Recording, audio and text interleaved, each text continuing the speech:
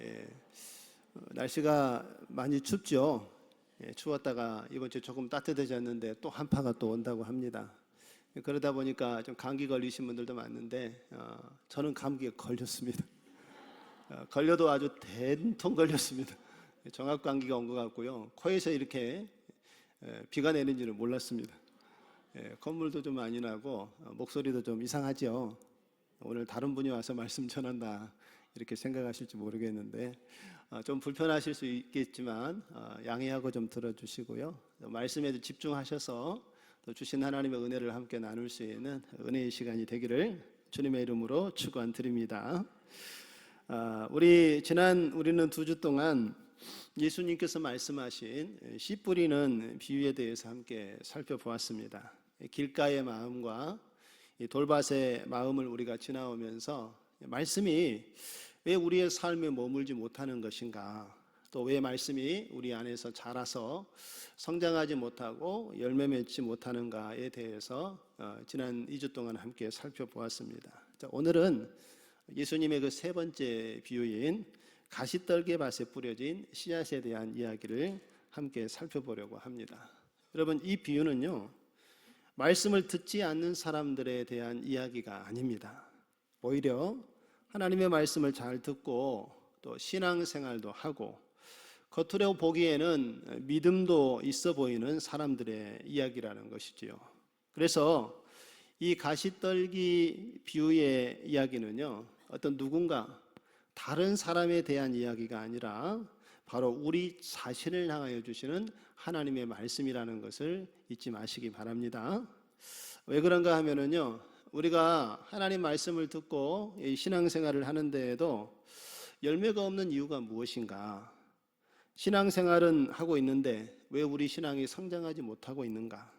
열심히 신앙생활을 하는 것 같은데도 마음이 왜 이렇게 분주하고 답답한 그 이유가 무엇인지에 대해서 오늘 예수님께서는 이 비유를 통하여서 우리에게 분명하게 말씀을 해주고 있습니다. 그 이유가 무엇인지, 오늘 우리의 마음이 말씀 안에서 자라지 못하는 그 이유가 무엇인지, 또 우리 안에 자라고 있는 이 가시떨기와 같은 마음은 어떤 마음인지, 그리고 주님께서 원하시는 결실의 길이 무엇인가를 오늘 말씀을 중심으로 함께 은혜를 나누는 시간을 갖도록 하겠습니다. 먼저 가시떨기 밭의 문제는요, 이 뿌리의 문제가 아니라 마음의 방향에 있다라는 것을 예수님은 비유로 말씀을 하십니다. 우리 18절과 19절의 말씀을 먼저 보시면은요, 또 어떤 이는 가시떨기에 뿌려진 자니 이들은 말씀은 듣기는 하되, 우리 19절은 같이 한번 읽어보실까요?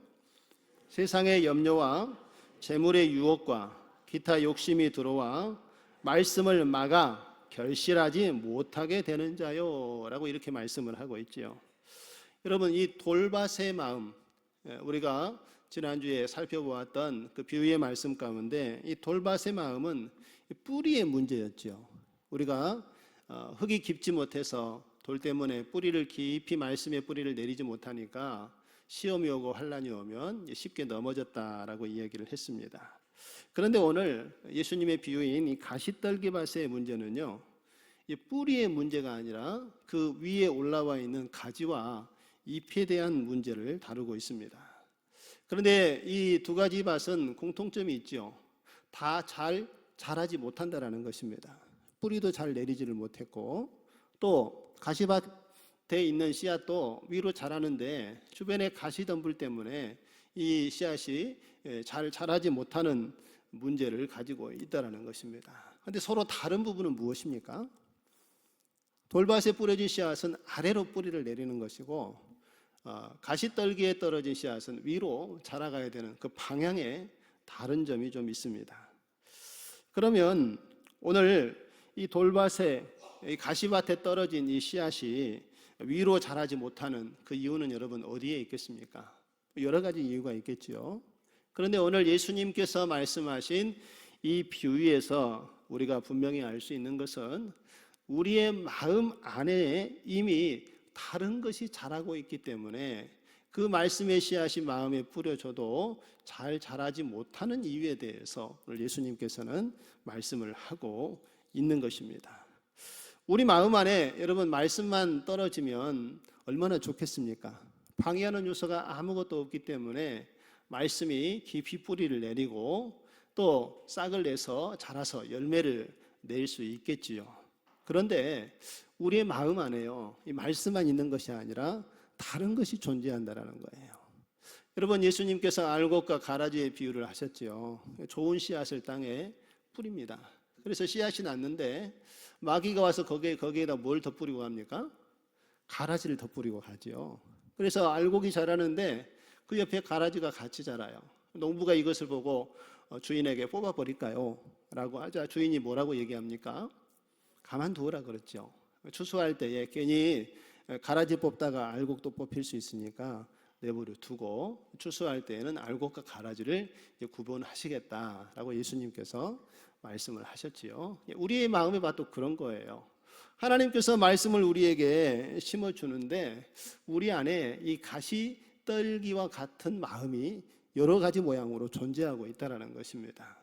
좋은 씨앗을 농부가 심었는데 잡초가 주변에 자라는 것처럼 우리 마음밭에 이 가시떨기와 같은 마음들이 같이 존재하는데 문제가 무엇인가 하면은 하나님의 말씀이 자라는 것보다 가시떨기 같은 그런 마음의 생각들이 더 빨리 자라버린다는 것입니다.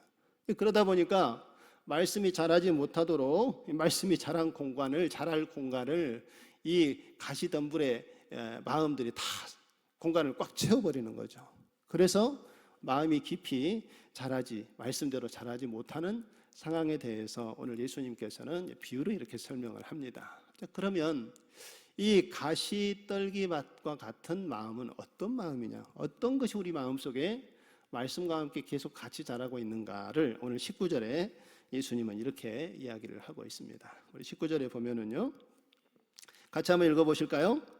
세상의 염려와 재물의 유혹과 기타 욕심이 들어와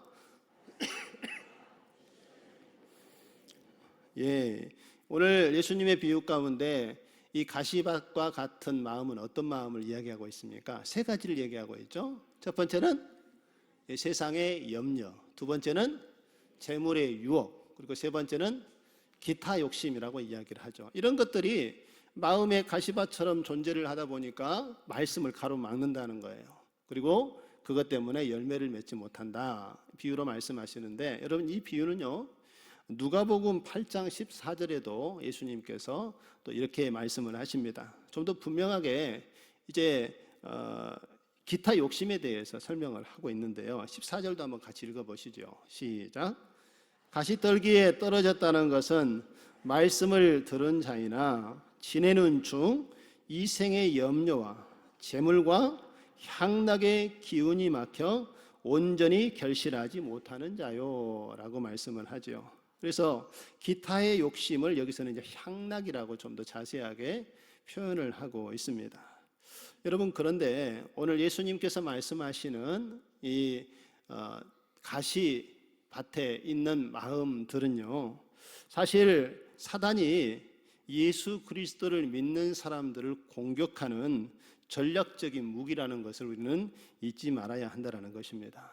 이러한 것들을 이용해서 우리 믿는 사람들의 마음이 하나님 앞에 마음의 중심을 두지 못하고 말씀은 받아도 말씀의 열매를 맺지 못하도록 사단은 계속해서 우리를 공격하고 마음을 흔들어 놓는다는 것입니다.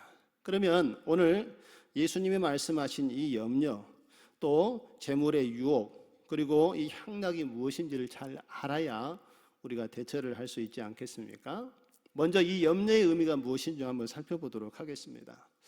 여러분, 이 염려라는 것은요, 헬라어로 보면은 메림나라는 단어예요. 이 단어에는 이런 의미가 담겨져 있습니다. 분주하다, 산만하다, 마음이 분열되다, 이런 의미가 담겨 있습니다. 여러분, 염려하면 보통 우리가 생각하기는 어떤 걱정, 이런 부분이 먼저 떠오르지 않습니까? 그런데 오늘 예수님이 여기서 사용한 염려라는 단어는 단순한 걱정을 이야기하는 것이 아니라 염려스러운 일들로 인하여서 우리의 마음이 어수선해지고 마음이 막 갈라지고 이 마음이 나누어진 상태를 이야기하는 것입니다. 다시 말해서 마음이 한 곳으로 모이지를 못해요. 여러 가지 복잡한 생각들로 근심과 걱정이 쌓이다 보니까 사방으로 생각이 흩어져서 이 마음의 생각이 분주해 있는 상태를 말씀을 하고 있는 것입니다. 여러분, 앞에서 살펴본 비유를 보면 길가는 딱딱한 우리의 마음에 대해서 비유로 말씀을 했지요. 그리고 돌밭은 얕은 우리의 마음, 뿌리가 깊지 못하고 흙이 얕은 마음에 대해서 이야기했더라면, 오늘 가시떨기는요, 우리의 분주한 마음의 상태를 이야기하고 있다는 것입니다. 마음이 너무 복잡해요. 그리고 이 마음이 너무 분주하고 바쁘다 보니까 하나님 말씀을 묵상하고 말씀을 깊이 상고하고 말씀의 의미를 깨달아야만 말씀대로 결단하고 그 길을 걸어가는데, 그럴 생각할 여유가 없다라는 거예요. 주변에 여러 일들이 계속해서 일어나니까 그것의 생각과 마음을 다 빼앗기고 있는 것이 바로 세상의 염려라라고 예수님께서 말씀을 하고 있습니다. 그 다음에 두 번째는요, 19절에 보면은 이러한 세상의 염려와 재물과 유혹과 기타 욕심이 들어오는데, 이것들이 들어와서 우리의 하나님께서 주시는 말씀을 어떻게 하냐고 하냐면 막아서 열매 맺지 못하도록, 결실을 맺지 못한다라고 이렇게 이야기를 하는데, 여기서 막아라는, 이 막다라는 헬라어 단어에는요 이런 의미가 담겨져 있습니다.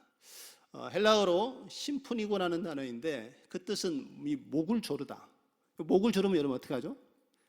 질식에 숨을 쉴 수 없어서 그 죽을 지경에 이르겠지요. 그런 의미가 막다라는 의미로 오늘 본문에서 사용이 됐다라는 거예요. 그래서 하나님께서 말씀을 주셨음에도 불구하고 우리의 목을 이렇게 조르듯이 사단이 하나님 말씀을 생각하지 못하도록 질식시키는 그런 공격을 하고 있기 때문에 우리가 말씀의 의미를 깨닫지 못한다라는 거예요.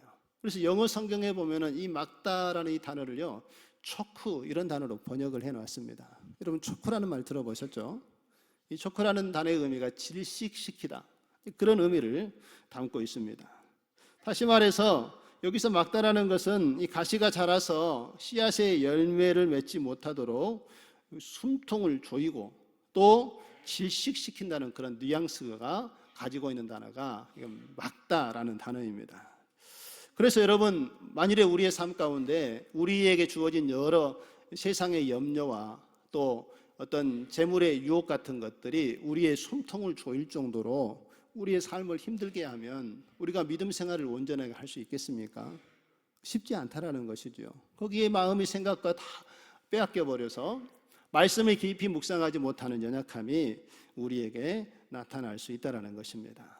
우리가 이 세상의 염려가 또 재물의 유혹이 끊임없이 우리에게 다가와서 우리를 흔들어 놓고 우리가 그런 환경 속에 사실은 지금 현재 살아가고 있는 것이 날마다 우리가 삶 속에서 경험하는 우리의 삶의 현실 아닙니까? 그런 어려움 속에 우리가 살아가고 있지만 우리는 하나님께서 오늘 비유를 통하여서 예수님을 통하여 무엇을 말씀하시는지 주목해 보아야 할 것입니다. 그런데 여러분, 여기서 우리가 한 가지 더 주목해 보아야 될 것이 있습니다. 더 중요하게 다루어야 될 단어가 염려와 재물보다는 더 무서운 것이 바로 향락이라는 것입니다. 여러분, 이 향락이라는 헬라어 단어도 헤도네라는 단어인데요, 이 단어의 뜻은 쾌락, 즐거움, 감각적인 어떤 만족, 이것을 얘기합니다. 무슨 일이 무엇인가 하면은, 여러분, 염려와 두려움은 우리가 말씀대로 살고 싶어하는 그런 마음은 있지만 실행을 하지 못해서 안타까운 마음이라도 있지요. 그런데 이 향락이라는 것은요, 아예 하나님 말씀대로 살고 싶은 마음의 자체를 다 빼앗아 가버리는 것이 바로 향락이라는 것입니다. 그냥 세상의 즐거움에 취해서 하나님을 생각하지 않고 그냥 인생을 막 즐기면서 자기 중심으로 이 세상을 살아가는 그러한 마음의 상태를 향락이라고 이야기를 하고 있는 것이죠.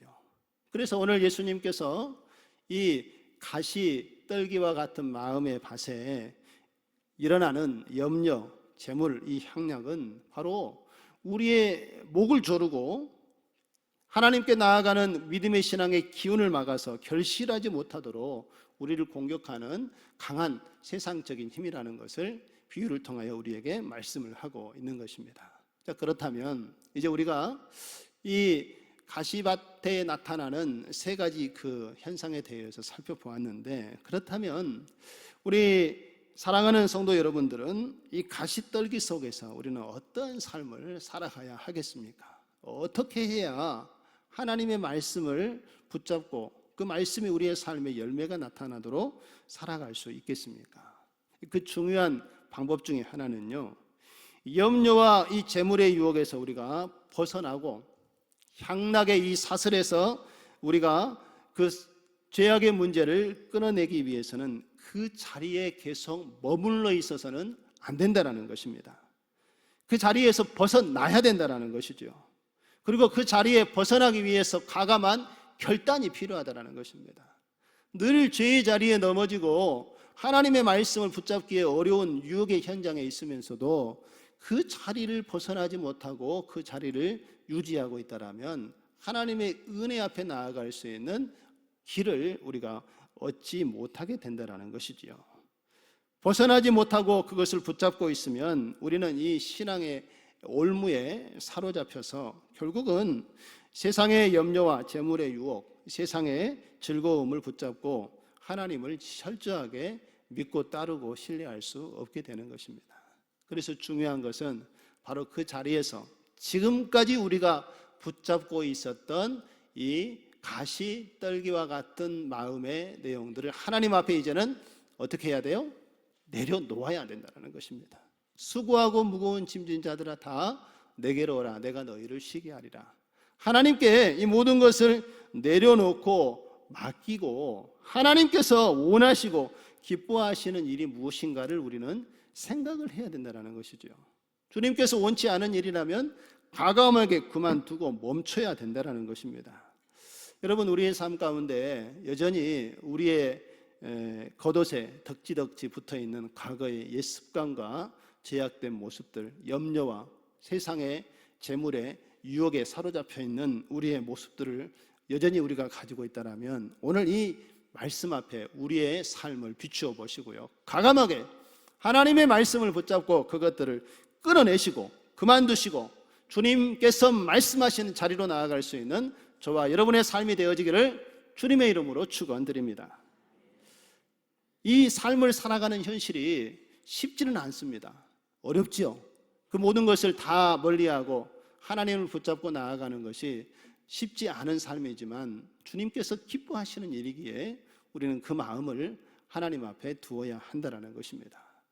여러분, 여호수아 3장의 말씀에 보면은요, 이스라엘 백성들이 이제 하나님의 인도하심을 받아서 가나안 땅을 정복하기 위해서 요단강 앞에 서게 됩니다. 그리고 요단강을 건너야만 이제 하나님께서 약속하신 가나안 땅을 그들이 차지할 수 있게 되는 것이지요. 그런데 하나님이 이스라엘 백성들을 가나안으로 들어가기 위해서 요단강 앞에 세웠을 때 그 시기가 언제인가 하면은요, 여호수아 3장 15절의 말씀에 보면 요단이 곡식 거두는 시기에는 항상 언덕에 넘쳤더라. 무엇이 넘쳤냐면 물이 아주 넘칠 정도로, 그 요단강이 범람할 정도로 물이 많이 흐르는 시기에 하나님께서 이스라엘 백성들을 요단강 앞에 세웠다라는 것입니다. 아니, 좀 건기 때, 그 강에 물이 좀 없을 때 이스라엘 백성들을 데려왔다라면 좀 쉽게 건널 수 있지 않았겠습니까? 하나님을 의지하지 않아도 아마 자기 힘으로 건널 수 있는 그런 수준의 물이 건기 때에는 흐른다는 것이죠. 그런데 하나님께서는 물이 범람할 그 시기에 이 백성들을 요단강 앞에 세웠습니다. 그리고 하나님께서 그 백성들에게 주신 말씀이 무엇입니까? 여호수아 3장 13절을 계속해서 보면은 여호와의 궤를 맨 제사장의 발바닥이 요단 물을 밟고 멈추면 요단 곧 물 위에서 흘러내리던 물이 끊어지고 한 곳에 쌓여 서리라 라고 말씀을 하셨습니다. 할렐루야. 하나님의 말씀에 순종해서 그 물이 요단강이 물이 넘실대고 있지만 제사장이 법궤를 들고 그 강에 발을 한 발 내딛었을 때에 하나님께서는 그 창궐한 물을 저 위에서부터 멈추어서 이스라엘 백성들이 그 땅을 마른 땅으로 건너가도록 이끌어 주시겠다라고 약속의 말씀을 주고 있는 것입니다. 그리고 구체적으로 여호수아 3장 15절에서 이제 16절에 보면 예수님께서 말씀하신 일이 실제적으로 이루어지는 것을 볼 수가 있습니다. 우리 15절, 16절 말씀을 한번 같이 읽어보도록 하겠습니다. 시작.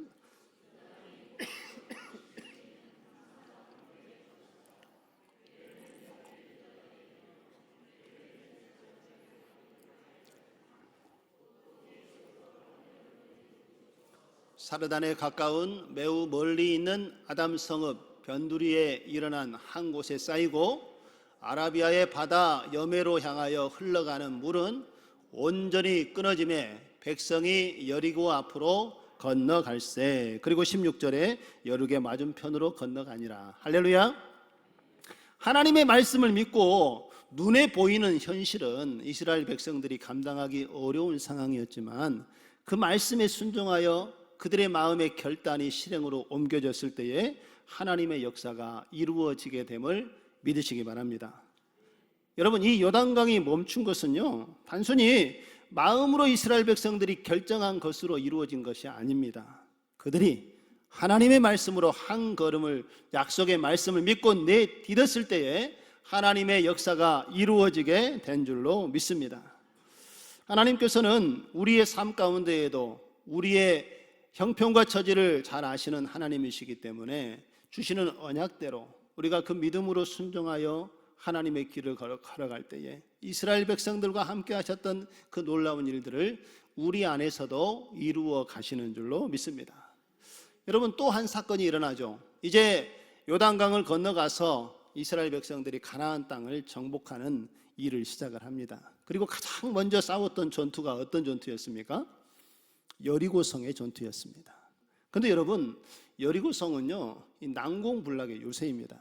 그 성문을 한번 걸어 잠그면은 밖에서는 웬만한 무기와 군사력을 가지고 그 성을 무너뜨릴 수 없는 아주 잘 정비되어지고 준비되어진 성벽도 이중으로 쌓여 있는 바로 그런 성이었기 때문에 이스라엘 백성들이 이제 애굽에서 나와서 그들이 가지고 있던 군사력과 그들의 힘으로는 사실 이 여리고성을 무너뜨릴 만한 그런 강력한 힘이 그들에게는 없었습니다.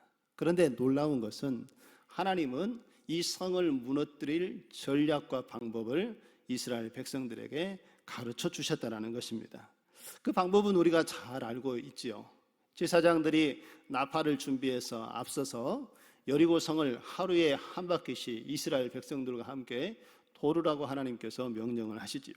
여호수아 6장 3절에서 5절에 보면은 그 내용이 자세하게 기록이 되어져 있습니다. 그리고 일곱째 날에는 7바퀴를 다 돌고 제사장들이 양각 나팔을 불 때 이스라엘 백성들은 큰 소리로 외치라라고 말씀하신 것이 바로 하나님이 주시는 전략과 이 싸움의 방법이었습니다. 그런데 여러분, 한번 상상을 하고 생각을 해보시죠. 여러분들이 이스라엘 백성 같으면 하나님께서 가르쳐 주셨던 이 전략이 우리 이성에 좀 이해가 되는 방법입니까? 좀 그렇지 않죠. 어떻게 이렇게 싸움을 하라고 하시나? 저들이 가지고 있는 더 큰, 그들을 이겨낼 수 있는 강력한 무기를 주어서 이길 수 있도록 해야 우리가 싸워서 이길 수 있지 않을까 하는 생각을 할 수 있었지만 하나님은 하나님의 방법대로 이스라엘 백성들을 이끌어 가셨던 것을 볼 수가 있지요. 백성들이요, 하나님께서 주시는 이 명령의 말씀을 그대로 믿고 따르고 순종을 합니다. 왜냐하면 이미 그들은 하나님께서 어떤 하나님이신지를 경험을 통해서 알았기 때문입니다. 그리고 말씀에 순종을 합니다. 하루에 한 바퀴씩 돌고. 그런데 그 성이 하루에 한 바퀴씩 돌면서 6바퀴를 돌면 사실 벽 쪽에 이 성벽에 돌이라도 하나 좀 떨어지고 금이 좀 가야 되지 않겠습니까? 아무런 변화가 이루어지지 않았지만 백성들은 말씀에 온전히 순종을 합니다. 그리고 말씀하신 대로 그들이 믿고 따르고 순종했을 때에 양각 나팔을 불고 백성들이 환호성을 질렀을 때에 그 여리고 견고한 성이 와르르 무너지는 하나님의 역사가 나타나게 된 줄로 믿습니다. 사랑하는 성도 여러분, 우리의 믿음의 신앙의 결단도 분명해야 합니다. 여러분, 이스라엘 백성들이 요단강을 건널 때 그리고 여리고 성을 점령할 때요, 하나님께서 환경을 미리 바꿔주지 않으셨다는 사실을 주목하시기 바랍니다. 아무런 환경의 변화는 없었지만 하나님이 언약하신 약속의 말씀을 믿고 나갔을 때에 하나님이 계획하신 일들이 이루어졌다라는 것입니다. 할렐루야. 그래서 여러분, 우리도 하나님 앞에 나아갈 때에 형편이 나아지면 순종하겠습니다 라고 하나님의 말씀에 순종하는 것이 아니라, 내 형편은 변화된 것이 없다 할지라도, 환경은 바뀌지 않았다 할지라도 전능하신 하나님이 우리에게 약속하신 말씀이니 말씀에 순종하고 의지하여 나아가겠습니다. 할렐루야. 이 믿음이 있을 때에 하나님의 능력이 우리에게 나타나게 될 줄로 믿습니다. 이제는 여러분, 마음으로 미루지 마시기 바랍니다. 염려가 우리 마음속에 근심으로 찾아올 때에 그 염려를 붙잡고 씨름하고 고민하지 마시고 주님께 먼저 놓고 기도하시기 바랍니다. 주님께서 말씀하여 주시고 그 말씀의 순종을 통하여 하나님의 역사를 이루어 가실 줄 믿습니다. 여러분, 재물의 문제도 마찬가지입니다. 하나님께서 우리에게 필요를 공급하시고 우리에게 일용할 양식을 주시는 하나님께서 재물로 인하여서 우리가 염려하고 두려워할 때에 믿음으로 우리가 순종하고 고백하고 나아가면 하나님께서 또 계획하신 일들을 우리에게 이루시고 보여주실 줄 믿습니다. 제가 미국에서 사역하면서 한 안수 집사님과 이런 대화를 좀 나눴습니다. 이 안수 집사님이요, 현장에서 좀 일을 하시는 분이에요. 그래서 말이 좀 거칠어요. 대화를 하면 현장에서 하는 거친 말들이 좀 나오고, 안수 집사님으로서의 어떤 그런 품이나 이런 모습들은 잘 보이지 않으신 분이에요. 그런데 굉장히 순수하신 분입니다. 교회에 와서 필요한 일들이 있을 때 누구보다도 먼저 교회에 와서 교회 일을 돕고 또 섬김의 본을 보여주시는 분이에요. 성격이 좀 급해서 그러지 자기의 그 심성은 굉장히 고드신 분이었습니다. 미국에는 눈이 오면은요, 무릎까지 이렇게 눈들이 쌓여요. 그래서 교회 주차장이나 주변을 치워야 되는데 성도들이 돕지 않으면 빨리 그걸 해결할 수가 없습니다. 그래서 미국에 눈이 오면요, 성도들이 다 하나하나 삽을 들고 장화를 신고 막 교회로 와요. 그리고 교회 눈을 치우고 가는데 이 집사님이 가장 먼저 오세요. 눈만 오면은 총알같이 달려와서 눈도 치우고 교회 일을 애쓰시는 분입니다. 그런데 어느 날 주일날 예배를 드리고 이제 점심 먹고 교제를 하는데 이 집사님이 예배 잘 드리시고 밖에 나가서 본인이 좋아한 걸 하나 더 들고 오셨어요. 보니까 담배 냄새가 확 나는 거예요. 영의 양식 먹고 개인 좋아하는 과자 먹고 이렇게 들어오셨는데 보면 알죠. 본인도 알아요. 본인도 목사님 제가 아직 좀 덜 됐습니다 하면서 아직 좀 제가 고쳐야 되는데 못 고치고 있네요 하면서 웃으면서 얘기하는데, 그런데 목사님 제가 확실하고 분명한 것은 있습니다. 그게 뭡니까? 그랬더니 집사님이 저는 11조의 문제는 확실합니다. 그래요? 무슨 일이 있으셨습니까? 물었더니 본인의 경험을 얘기하시는 거예요. 자기도 이제 와이프 따라서 신앙생활을 하는데 11조를 하자고 얘기하는데 자기는 도저히 용납이 안 되는 거예요. 하루하루 벌고 주급을 받아서 생활을 하면 렌트비도 내야 되고 애들 교육비도 써야 되고 먹고 여러 가지 일을 해야 되는데 그거를 10분의 1을 떼가지고 하나님께 먼저 드린다? 이분은 개인적인 상수비로 이해가 안 되는 거죠. 못하겠다고 하니까 와이프가 계속 설득을 하고, 그래도 안 되니까 처형이 설득을 합니다.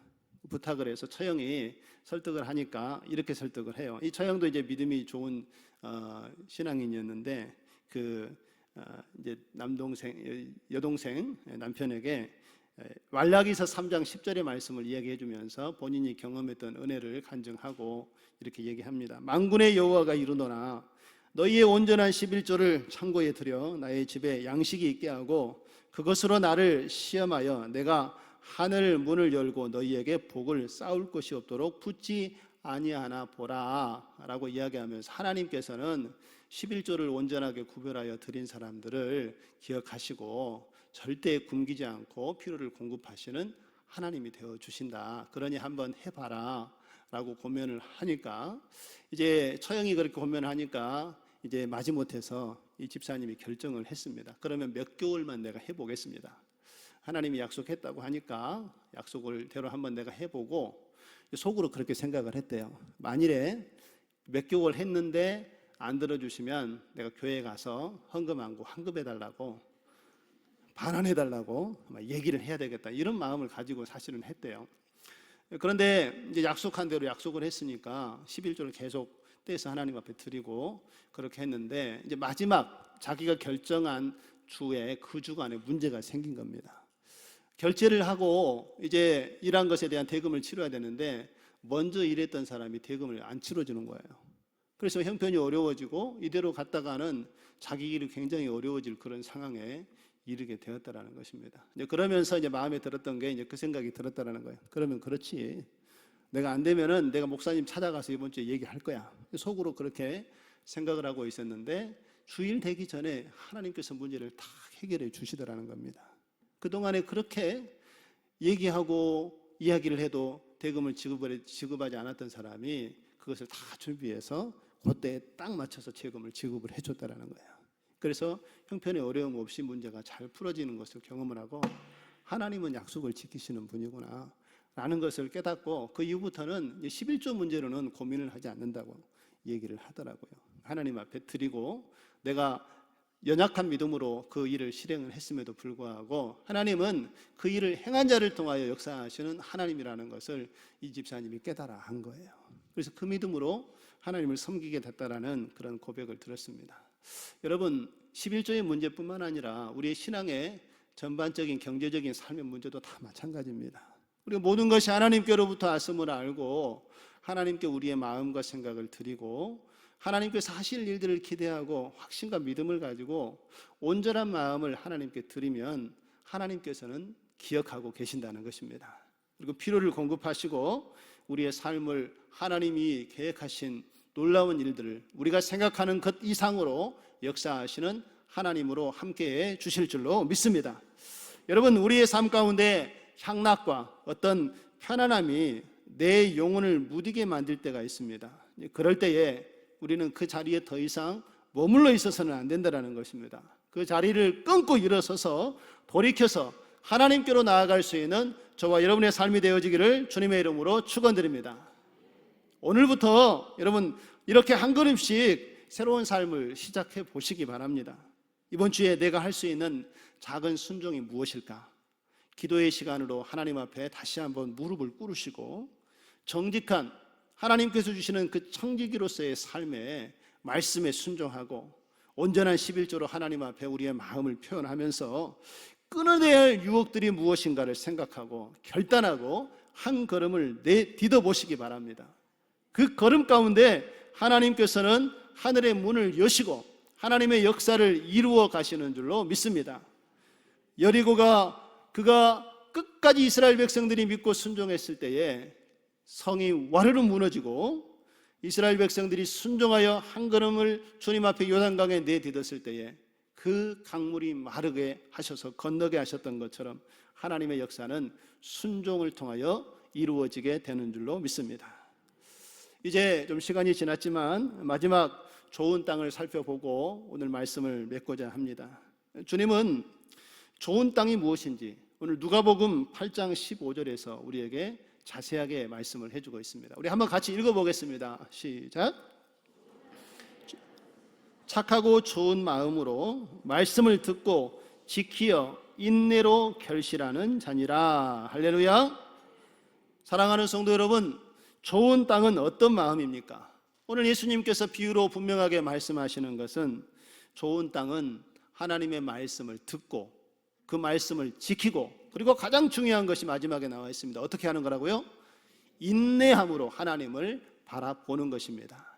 그럴 때 하나님께서 결실과 열매가 나타나도록 우리의 삶을 인도해 주실 줄 믿습니다. 하나님이 주시는 열매와 이 결실에는요 반드시 인내의 시간이 필요하다는 것입니다. 이 기다림의 시간이요 오히려 우리의 인생이 하나님의 열매를 맺게 하시는 과정을 보게 하시고 믿음의 신앙을 자라게 하는 하나님의 돌보심임을 잊지 마시기 바랍니다. 말씀 앞에서 우리가 인내하는 그 시간을 통해서 주님께서는 실제로 우리의 삶 가운데 살아계신 하나님을 보게 하시고 우리의 삶이 변화될 수 있도록 역사해 주신다는 것입니다. 그렇다면 오늘 이 시간 이제 우리가 하나님께 할 수 있는 일은 무엇이겠습니까? 우리는 좋은 땅이 되도록 마른 땅을 기경해야 될 줄로 믿습니다. 그 땅을 기경하면 좋은 땅이 올라와서 하나님의 말씀의 씨앗이 심겨질 때에 하나님의 은혜로 자라게 되는 줄 믿습니다. 말씀의 뿌리가 깊게 내리도록 하나님의 말씀을 믿고 순종하며 나아갈 때에 하나님께서는 이 돌밭과 같은 마음도 좋은 땅으로 바꾸셔서 하나님의 역사를 이루어 열매를 나타내도록 함께 해 주실 줄 믿습니다. 그리고 오늘 우리에게 말씀하셨던 것처럼 가시덤불과 같은 우리의 마음에 세상의 염려와 재물의 유혹과 향락이 우리 마음속에 같이 공존한다 할지라도 하나님의 말씀을 붙잡고 주님을 바라볼 때에 이 모든 것을 뚫고 자라날 수 있는 하나님의 은혜가 우리의 결단과 순종을 통하여 이루어지게 될 줄로 믿습니다.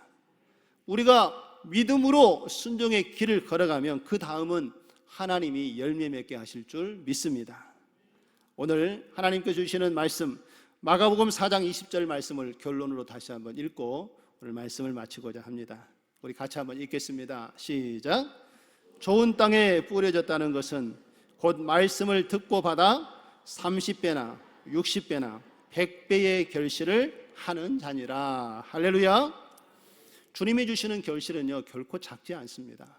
우리가 생각하는 것 그 이상의 놀라운 일들을 하나님께서는 계획하시고 그 역사를 우리에게 열매로 나타나도록 함께 해 주실 줄 믿습니다. 이번 한 주간에 올 한 해 동안 말씀을 더 깊이 묵상하고 상고하시고 말씀을 의지하는 가운데에 하나님께서 약속하신 30배, 60배, 100배 그 이상의 결실의 은혜를 경험하시고 하나님의 주시는 은혜의 풍성함을 누릴 수 있는 우리 사랑하는 모든 성도님들 다 되시기를 주님의 이름으로 축원드립니다.